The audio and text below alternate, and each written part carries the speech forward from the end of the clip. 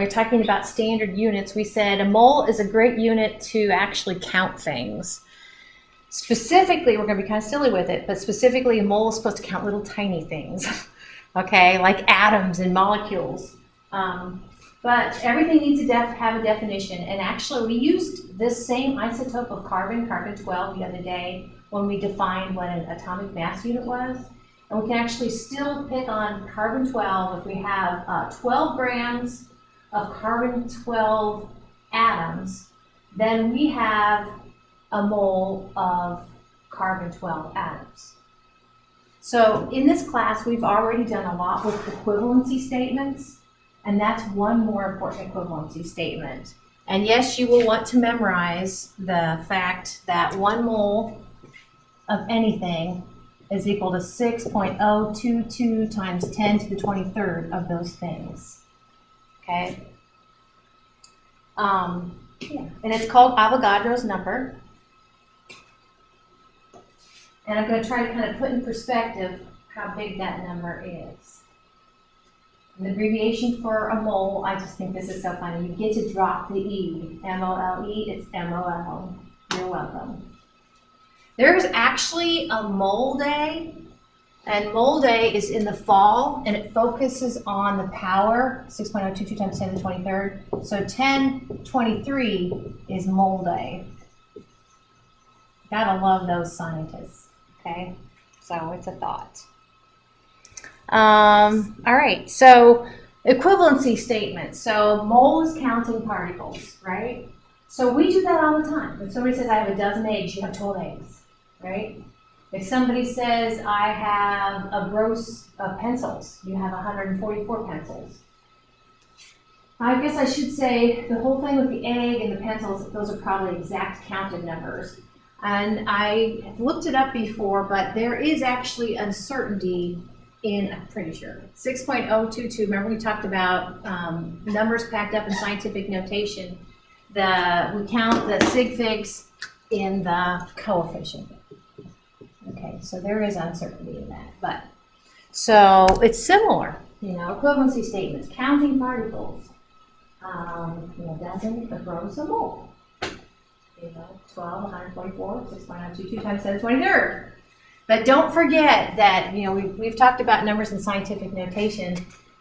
This would actually mean I take and I move that decimal place over 23 places. So here we go. There's 3, 4,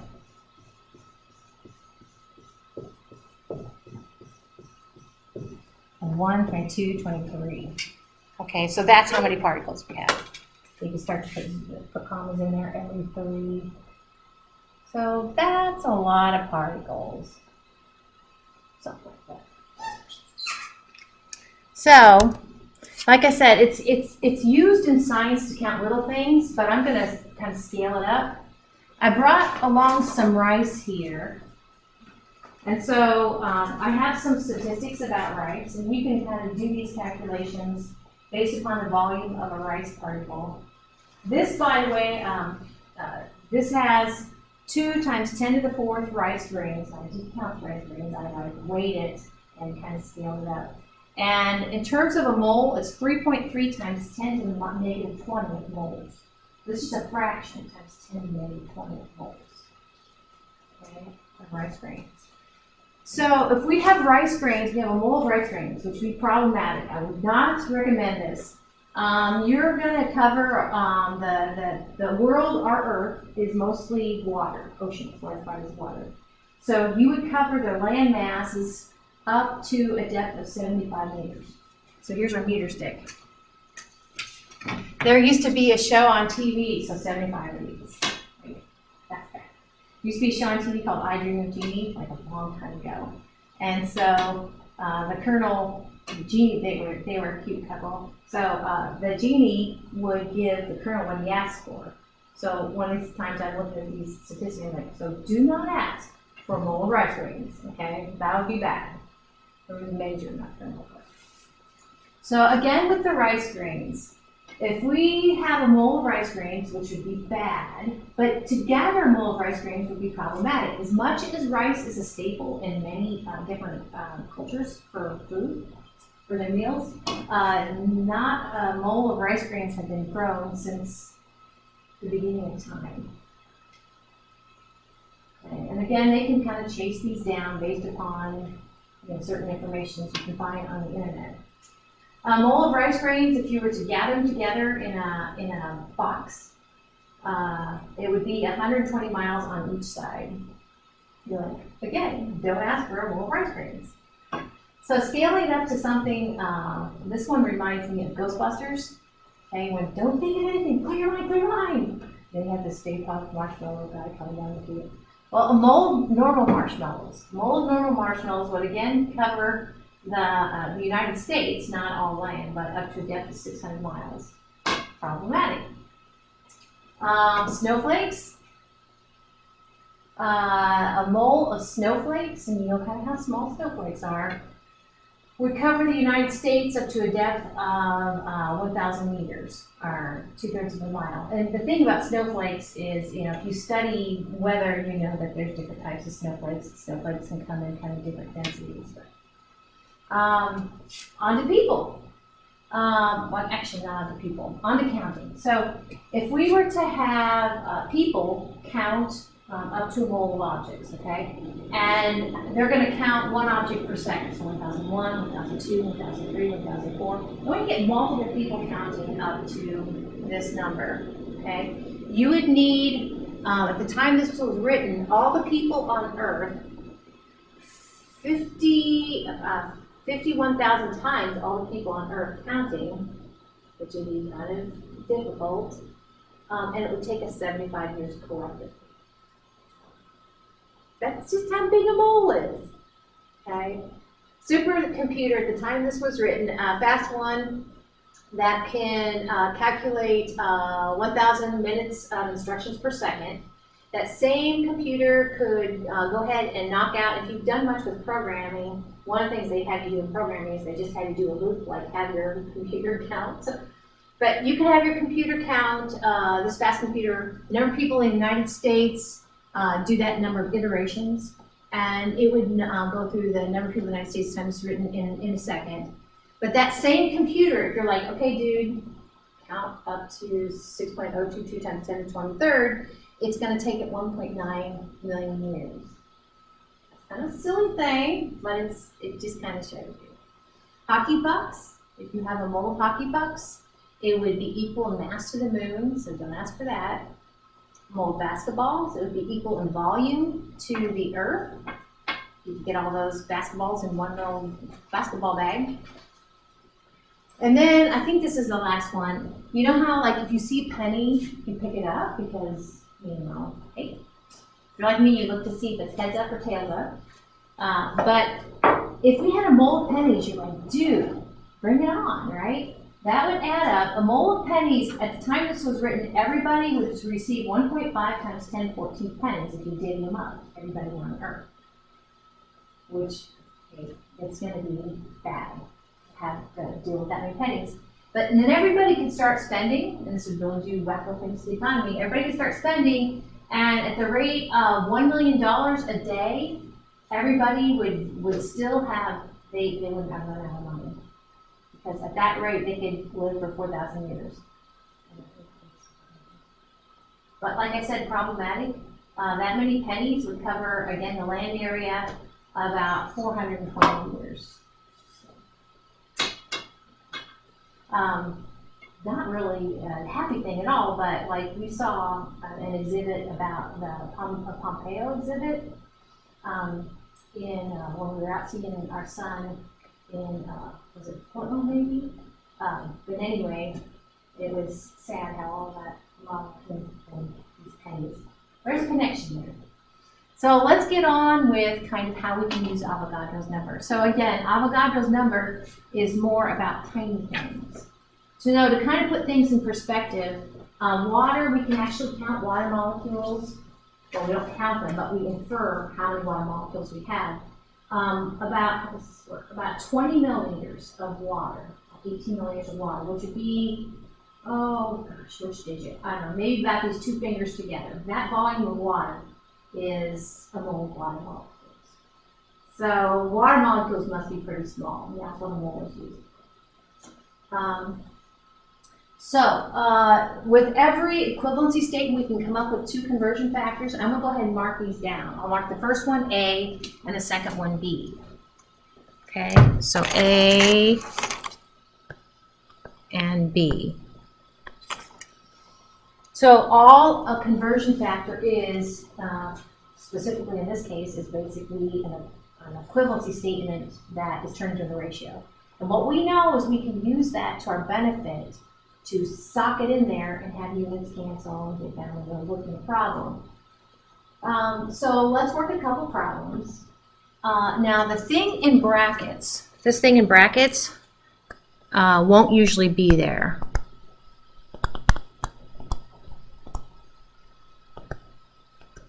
And it's, I've used the word inferred recently, it's inferred. So if I say how many moles is 1 trillion hydrogen atoms, I'm after how many moles of atoms is 1 trillion hydrogen atoms. So we're going to work that one. And we're going to use either A or B on your previous slide. And then here we go. How many atoms is 0.155 moles? And again, this won't usually be there. It's implied. The first one would be, like if I'm kind of diagramming the first one, I'm going from, let's see, how many moles? So that's the end. So I'm going to question mark moles and 1 trillion H atoms. Okay, and then the second one, if I was going to diagram it, I am how many atoms? So I'm going to put question mark atoms is 0.555 moles. Sorry, it's kind of messy. So I mentioned that because here when we work it, these kind of, these terms at the left are going to be the first term I'm going to start with. Here, number 1. Okay. So 1 trillion, I hope, we're all on the same page. What is 1 trillion? If I concentrate, I can figure it out. So 1 million is 10 to the 6th. 1 billion is 10 to the 9th. 1 trillion is 10 to the 12th. So I buy that. Okay, and if we go with it's exact, which is kind of silly to think you have that exact, I can even do this 1 times 10 to the 12th. I probably feel more comfortable doing that. That's my 1 trillion. I put it over 1. So on the couple slides ago, A and B. So let's go back to your A and B. So we want atoms to cancel, be left with moles. So how many people think we're going to go with A? Oh, good. You're in this. Yes. So if we go with the first one, atoms will cancel, specifically hydrogen atoms, not atoms, hydrogen atoms will cancel, we'll be left with units of moles. That's it. Okay, so hydrogen atoms cancel, left with units of moles, which is perfect. So rounding it to 4 sig figs, if you put this in your calculator, you're going to end up with 1.661 times 10 to the minus 12. Oh, so yeah, if you have your favorite calculator, be sure to bring it to lab tomorrow. Tomorrow's lab will be one of those, will be a dry lab, another one that if you promise not to, like, let's see, we will be working with munitions, BBs. If you promise not to throw BBs at each other, we probably can do without the goggles. Okay, so that was atoms to moles. Now we're going to do moles to atoms. So we're going to start with, for the second problem, 0.555 over 1. So how many people think we're going to use, on the previous slide, the A ratio? How many people think the B ratio? Me too. Because we want moles to cancel, we left with atoms, exactly. Not how many sig figs. Just 3. Just 3 sig figs because my 0.555 gives me 3. Cool. So you're looking at 3.34 times 10 to the 23rd, and then units would be atoms. Wait. And sometimes in working science problems, you're like, does that seem reasonable? Well, let's just look. If we start with the first one, notice 1 times 10 to the 12th seems like a big number, but 1 times 10 to the 12th is nowhere near 6.022 times 10 to the 23rd. So you're like, yeah, it seems reasonable. I'm going to get a fraction of a fraction of a fraction of a mole. This one, if I have about a half of a mole, and actually how we can do this with a number in scientific notation is just divide the coefficient by 2. So you're looking at like approximately 3.011 if it was 0.5 moles. That makes sense. You're like, and it would be times 10 to the 23rd. You're like, okay, that makes sense. So we'll be kind of come back to this concept, but I mentioned, the rice grains do not get a mole in this. That would be bad. That would be bad. And it's bad too. Hockey ball is bad too. But a mole of atoms of the elements, awesome. So this yellow stuff is sulfur. So this is sulfur, magnesium, tin, silicon, and copper. There's a mole of cute little atoms in each one of those types of elements in the U. So again, you're okay with a mole of atoms. So these will be due when we meet again, hopefully on Wednesday. Yeah, so they're calling for snow on Wednesday. Now remember, I commute from Burlington, so be sure and check your email just in case that I think the roads are just too bad for me the rest of my life. So anyway, but if they have class, which they probably will, and I come and you don't want to risk your life, remember I am recording all of these, so they're actually really easily, all my videos are easily available now from the homepage of our Canvas website. If you can scroll down clear to you. You have to kind of find the one you're looking for. But, okay. So it's nice when a definition, you're like, oh, that makes sense. What is molar mass? And by the way, molar mass, you'll see me call it MM. That's my molar mass. And molar mass means the mass of 1 mole. The mass of 1 mole. Molar mass. It could be the mass of 1 mole of anything. Like the silliness we did with 1 mole of hockey pucks. Didn't we say 1 mole of hockey pucks would be equal in mass to the moon or something like that? That'd be like the molar mass for hockey pucks. So anyway. Okay, but we're usually applying the concept of mole to small things. So it's the mass of 1 mole. So specifically, it's the grams you need to set aside in order to get 1 mole of that stuff. That's molar mass. So units of molar mass are grams per, that's how we call that, per, grams per mole. So the units for molar mass then are grams per mole. Now, if you're working a problem, and you need to use molar mass, I should never see it G/MOL. I should usually see it like this. Grams in the numerator, moles in the denominator. Because that's where our factor label method kicks in. Okay, we need like moles to cancel, we're set. If we need grams to cancel, guess what? We just flip this thing. We have moles on top and grams on the bottom. It's wonderful. Another convention of showing things in the denominator is to show it raised to a negative power. So I think I might have mentioned that, maybe not. But here we know that moles is raised to the first power in the denominator, which is exactly what this is. All right. So this is sulfur again. And on this watch glass, they have weighed out 32.06 grams. I'm going to find sulfur on the periodic table. And this periodic table says, and remember we said that these decimal numbers can vary a little bit depending upon the isotopic information they use to get that decimal number. By the way, one of the things in tomorrow's lab you're going to do is to be dragging yourself again through these calculations of coming up with these weighted averages. 32.066, 32.07, 1 mole. The molar masses, if we want to know, it's so exciting, I can't spit it out. If we want to know the molar mass of anything, all we got to do is, for elements, all we got to do is have periodic table. So the molar mass for sulfur is 32.07 grams in 1 mole. Okay, and it's the same as the decimal number, but we said that number is how much a sulfur atom weighs, and that's true too, in atomic mass units, and it's also its molar mass. So here's another one for you. This is carbon. Somebody on this watch glass has set aside 12.01 grams, and if I look over here for carbon, 12.011 is its average atomic weight in AMUs, and it's also its molar mass.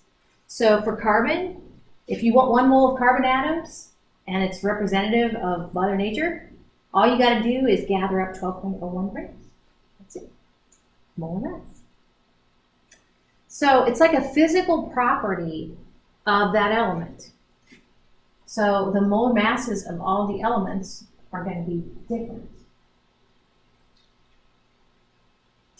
Okay, so like I've been saying, it's just so exciting, the value, the number value of the molar mass is the same as the number value of the average atomic weight. But keep in mind that the average atomic weight that we talked about in the previous part is weight is like how much an atom weighs.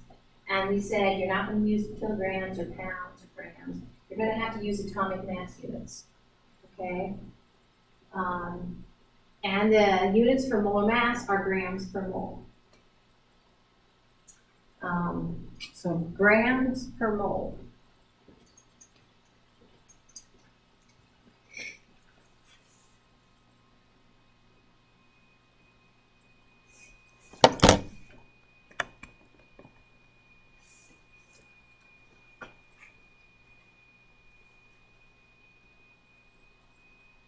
Surface Pro just dimmed down, but I think it's going to be okay. This is like a little proof to kind of take you through how that number can do double digits, double this. So you can jot this down if you want, but again, it's just a proof. And we're going to pick on the element copper.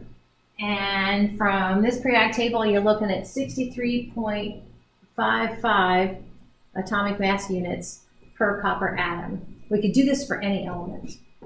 So one of the things actually several days ago, when I introduced that concept of an atomic mass unit, we talked about subatomic particles like the protons and the neutrons weigh about 1 AMU. We said that cool 1 AMU has this relationship, 10 AMU, with grams. So if you have 1 gram of mass, you're looking at 6.022 times 10 to the 23rd AMUs. And that's by definition. So, but anyway, so AMUs would cancel. We have grams per atom. Now, if I go ahead now and introduce, I'm building up to grams per mole.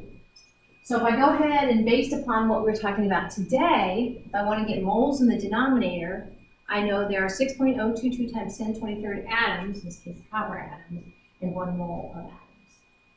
So now AMUs cancel, atoms cancel, and the units I'm left with are grams per mole. But before I divide this thing out, check out Avogadro's number. It goes away because it's in the numerator and the denominator. So I can do that math. So this goes away, the number this goes away, AMUs go away, atoms go away. So we have units of grams per mole. And the only digit that's not 1 is 63.55. So we've kind of just done the little proof. And again, you can pick any element. So for copper, it weighs 63.55 AMUs per atom, and for copper, its molar mass is 63.55 grams per 1 mole. Okay, so if you're given, so it's like to me, it's a physical property. It's kind of like a constant. Okay, unless people go out and find different isotopic information, and then it kind of varies a little bit in the periodic table. But so if we have any property, if we look at the units, it can be a bridge between, we know from the units what it can bridge. So we can use molar mass to go back and forth between grams and moles. We could do it all day, but we need to have the periodic table handy. Okay, so here we go. Again, the thing in brackets won't necessarily be there when you read a problem. And actually, hopefully you'll do enough of these so it won't throw you off. Sometimes the thing in brackets actually can throw you off and lead you down the wrong path. So how many moles is 0.487 grams of calcium?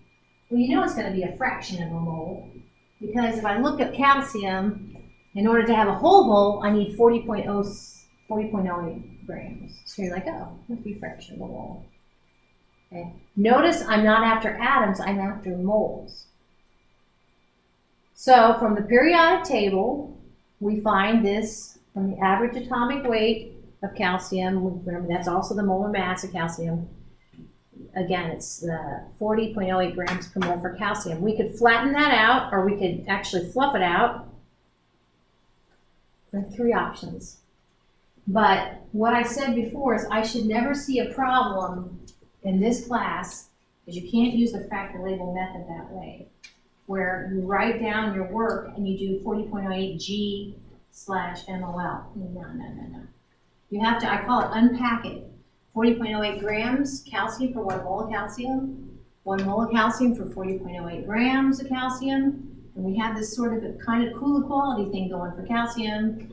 If I have 40.08 grams of calcium, I have 1 mole of calcium. And we kind of talked about this before, where the ones are kind of, as I've unpacked it by definition, and the 40.08, there is uncertainty in there. So that actually is going to introduce uncertainty when we work our problem. That's 4 sig figs. All right, here we go.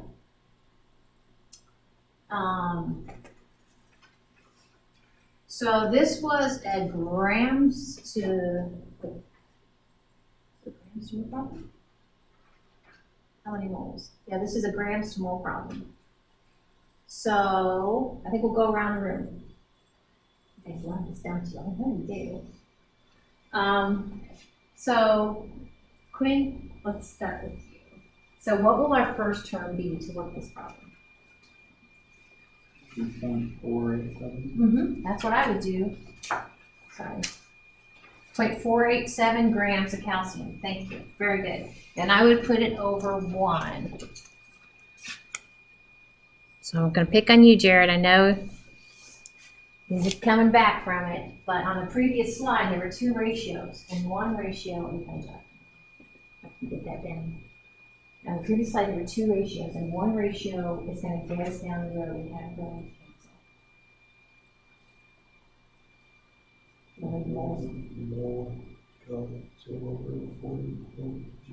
Yep, 1 mole of calcium, perfect.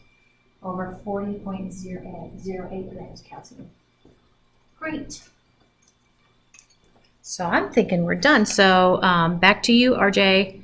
How many sig figs do I need to round my answer to? 3. Perfect. So you're looking at a fraction of a mole, which makes sense. And how much of a fraction? 0.0123 moles of calcium.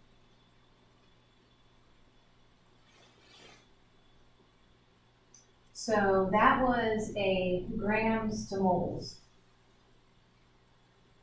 Okay, so let's do a moles to grams problem. And again, if you're ever faced with a grams to moles or moles to grams, you're like, oh, wait a minute. I can use the molar mass to accomplish that, because molar mass is grams per mole. If I have a periodic table, I have the molar mass. So for this one, so Gabe, can you unpack this kind of like we did before? If I look at the periodic table, it says 10.81 for boron. But how do I be more explicit about it? 10.81 grams of boron over 1. Perfect. 10.81 grams of boron over 1 mole. Very good. And then what's the reciprocal of that?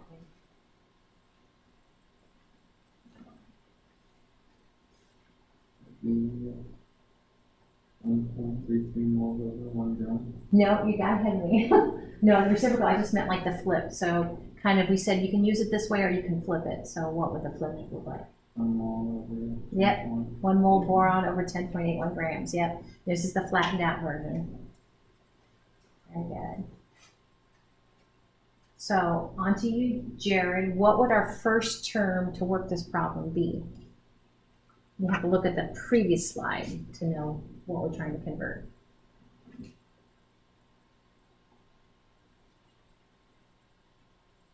1.33 moles of B. Yep, very good. 1.33 moles of B, boron. Perfect. You should put it over 1. You guys are jotting this down. So when you're ready, RJ, what would be the term, the ratio on the previous slide that would get us down the road to convert from moles to grams? And then you multiply that by 10.81 grams of boron over the 1 mole. Yep. Yep. Multiply that by what I call the unflipped version of the molar mass. Very good. So now moles of boron cancel. We're left with units of grams of boron. And then back to you, Gabe. How many sig figs? 3. I'm liking it. 14.4 grams. Perfect. That's it, Mom. Any questions about that? So then the last thing I want to do in here is a problem where I'm going to kind of take it up a notch, and actually we're going to involve not moles but counted atoms. So let's see how this problem's different. Should you have 2 problems here? Yeah. For the first one, I can't remember. I think I'll diagram it here, and I think I diagram it later too. If you're working a problem like this, I always say tease a cup of coffee is nice, so kind of get away from it if you want to. But it says, what mass of lead is this? So I'm taking it all the way to grams. What mass is this? And it gives me atoms, so I'm starting with atoms. Well, I can't go directly from atoms to grams, but I can go from atoms to moles using Avogadro's number. I'll just put a number. No, I better not do that. Avogadro's number. I'll just go ahead and write it. I can go from moles to atoms based upon this equivalency I have up here. 1 mole is equal to 6.022 times 10 to the 23rd atoms. And I can go from moles to grams using the molar mass. I'll just put mm for molar mass. Cool. Let's see what number 2 looks like. For number 2, let's see. I'm starting out with grams, so I'll put grams here on the left, and I want to get to the total number of lead atoms, so I need to go to atoms. Again, I can't go directly from grams to atoms, but I can go from grams to moles using the molar mass, and I can go from moles to atoms using, I'll just kind of direct your attention to it, that equivalency statement that I wrote before. Now you see why it's good that I have PowerPoint slides, because my penmanship's atrocious. But in my defense, it's kind of hard to work with this. Okay, so this is kind of some background information. To work this problem, we're going to need to recognize that 1 mole is equal to 6.022 times 10 to the 23rd when it comes to lead atoms. And we can come up with, for any equality, we can come up with 2 ratios. We can use a conversion factor, sure, because I already have this. Okay. So keep that thought in mind. We need to use the periodic table and look up and see that lead actually, and lead's so weird, it's like it only has it to the nearest tenth of a unit. I just think I've looked it up before. I think it has to do with kind of the uncertainty and the isotopic information we have, the relative abundances. Anyway, what we know about molar masses is never use it like that. You can use it like this, you can use it like this, or you can think of it as kind of flattened out. It's a property of lead, and we can get the molar mass from the periodic table. All right, and it's our ticket to go back and forth between grams and moles. So, I think we're back to you, Quinn. So based upon kind of, let's see, oh yeah, I guess I'll write this and then we'll go there. This is kind of what I said before. You guys already have this too? Okay. In this one, we're starting with atoms, and we need to go to moles before we go to grams. And we go to moles from atoms using Avogadro's number. And then once we have moles, we can go to grams using the molar mass of lead. One of my favorite phrases in this topic is molar mass of magnesium. For some reason. Okay, so now, Quinn, what will be our first term?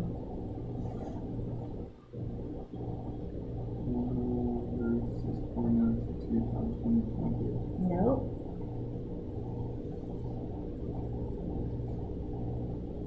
You'll never start with because to me that's common information. You're going to start something unique to this problem. Yeah, something unique to the problem is that 7.87 times 10 to the 23rd lead atoms over 1. Okay, so that would be the number of atoms. So, Jared, how can I use this equivalency statement, this first equivalency statement, to have atoms cancel, be left with moles?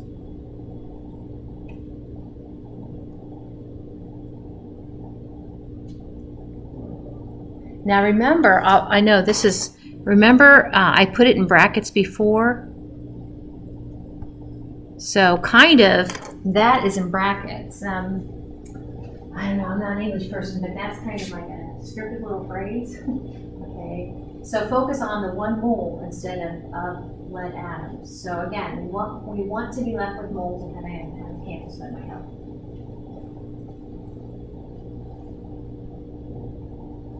Equivalency statement, take it and put it as a ratio and have moles or have lead atoms cancel. Left with moles.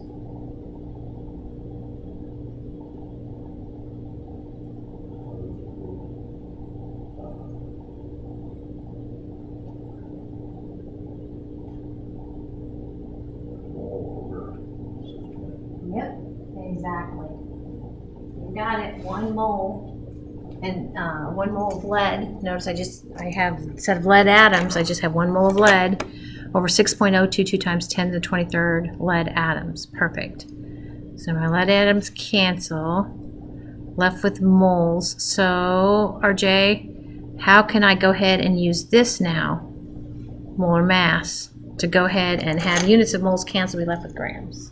Then you multiply that by 207.2 grams of lead over. I would. Very good. He said 207.2 grams of lead over 1 mole of lead. Phew. So unit-wise, we're where we want to be, grams of lead. So Gabe, another follow-up question then, how are we going to round this? I would go 3 sig figs too. So 3 sig figs, you're looking at 271 grams of lead. And so you might be like, well, does that seem right? Well, probably. So instead of being 6.022 times 10 to the 23rd, you have a little bit over a mole, right? 7.87 times 10 to the 23rd. You know, to get 1 mole, you're looking at 207 grams. So this is 271 grams. That's reasonable. Okay, guys. Question number 2. So here's kind of what I said before. If we're going from grams of lead to lead atoms, we can go from we're going to have to go through moles. So grams of lead to moles, we're going to use lead's molar mass. And then moles of lead to lead atoms, we're going to use Avogadro's number. This, like, kind of diagramming it in advance of working the problem is optional when you go to do it on a test or a problem. But you definitely have to show the terms that you multiply together. Most people, I think even Rain Man couldn't do this in his head. I don't know. So we're going to stagger it up because otherwise we're back to the same pattern. So let's go backwards. So Gabe, what would be the first term, the thing that's unique to the problem? 0.330 grams of lead over 1. Yep, that's what I would do. 0.330 grams of lead over 1. Perfect.